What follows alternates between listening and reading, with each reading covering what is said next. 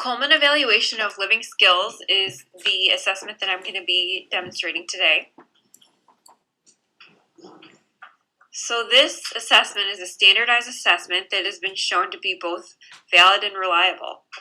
There are three components of this assessment: self-report, observation, and task performance, which are all part of the assessment that breaks it down into self-care, safety, and health components, money management, transportation and telephone use, and work and leisure.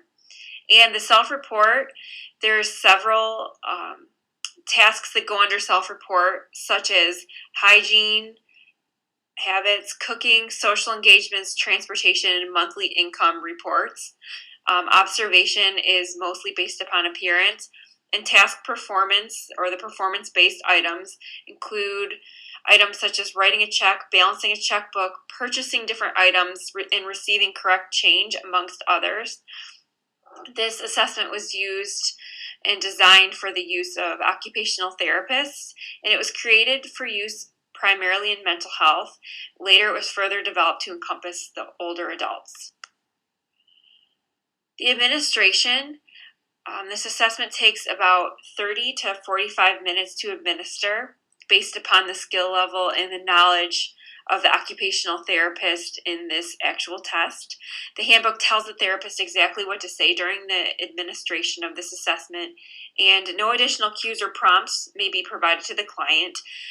As you will see in the video, I prompted John on accident one time, and I realized this when I read back over the assessment. So you'll want to just make sure that you do not prompt, even if they're having some difficulty. Sometimes the clients will take a couple minutes or a couple seconds to orient themselves to the picture they're looking at, for example, or orient themselves to the information. And it'll be very important that we do not help them along, because then we won't have an accurate picture of what they can actually do versus what they cannot do. The appendix of the evaluation book has all the necessary. Here's a list of some of the supplies needed. As I was administering this test, I found that it was difficult for me to locate a phone book.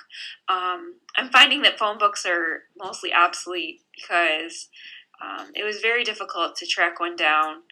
And then also a connected telephone. Most of the phones that I found were either cell phones or cordless phones, so that was hard to find, but I ended up using a cell phone in the administration of this test. The scoring, scores are reported as pass-fail on the sheet that I will show you later in this presentation. And pass is the independence of the client and whether or not he or she is able to do the task at hand on their own. And fail is whether they need assistance or not. And numerical scores are given upon the answers. And there is a set of scoring guidelines. And if you're under a certain score, which I believe is 5, you are able to live independently based upon the criteria found in this assessment. There is a middle ground for borderline, whether it's questionable if you can live on your own or not, and then there is a threshold for whether one needs assistance. As for its application to occupational therapy, this assessment can provide recommendations for discharge for the client and their living situation or living setup. It can help determine the independent living skills that the client has, and it provides an overview of these life skills. As I mentioned before, it talks about self-care, safety and health, money management, transportation and telephone use, and work and leisure. This is a very, very broad way to talk about IADLs and BADLs. It covers a lot. And it can be a baseline for the discussion and education of the client and family to give some pointers and some beginning points as to where the discussion can start upon living independently or not. And in addition, at the end of the manual, there's a community support scale that provides recommendations for families once the person or the client, if they'd like to live on their own, there is some recommendations of how they can do this, who they can ask for support, and how they can better be mobile in their community and use their community. Hi everyone, I'm going to administer the Kohlman Evaluation of Living Skills Assessment to my 93-year-old grandfather, John Hurst. He currently lives alone in a senior living complex, and he is very, very proud of the fact that he can live independently, so I figured that he would be the perfect person to do this assessment on. So as you're going to see in the following video, I'm going to administer parts of the assessment because the assessment takes 20 to 30 minutes to administer, so I'm going to just do part of it, and then at the end I will do a breakdown of the scoring sheets. So enjoy! Good afternoon, John. Can you introduce yourself to the class? My name is John Hurst. All right. H-U-R-S-T.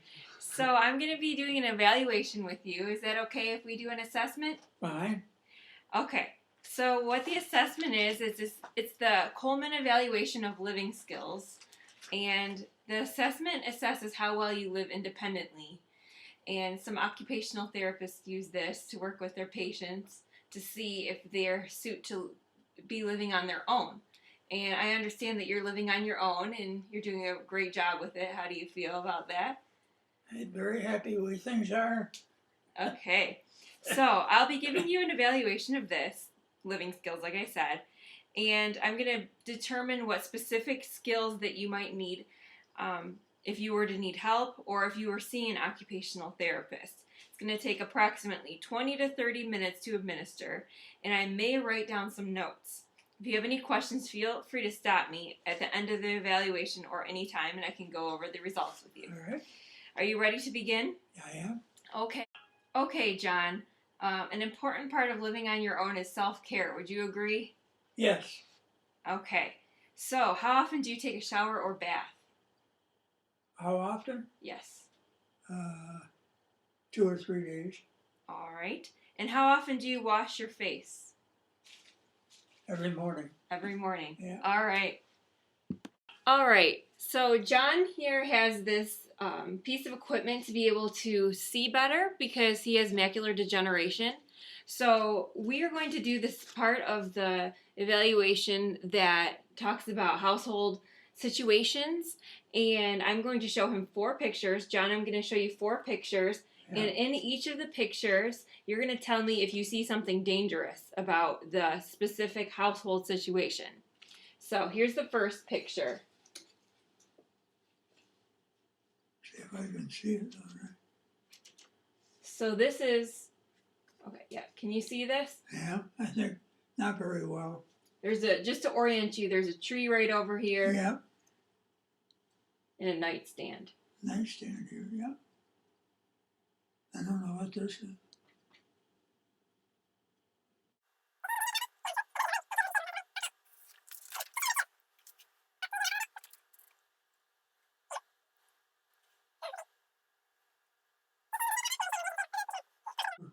Okay. This weight. All right. What about this one?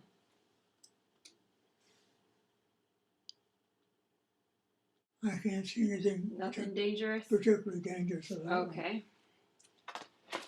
And one last picture. Yeah.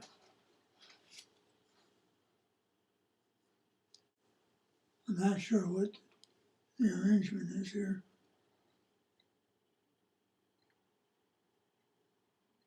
These legs don't look very sturdy. I'm going to ask you some questions about how you get around in the community. Yeah. Okay. So how do you get from one place to another in Waterford or the surrounding areas? My daughters help me that way. John, thank you so much for working with us today and telling us about how you live independently. What's your favorite part about living independently? What's that? What's your favorite part about living on your own? The biggest part? Yeah, your favorite.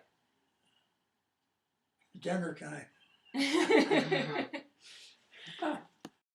So that concludes my video on the Kohlman Evaluation of Living Skills Assessment. It was very interesting to do the assessment on John because he lives independently, but there was definitely some areas that could be very, very helpful if he had some sort of intervention. namely in the self-care and in the aspects such as bill pay that required a stronger sense of vision, which he did not have.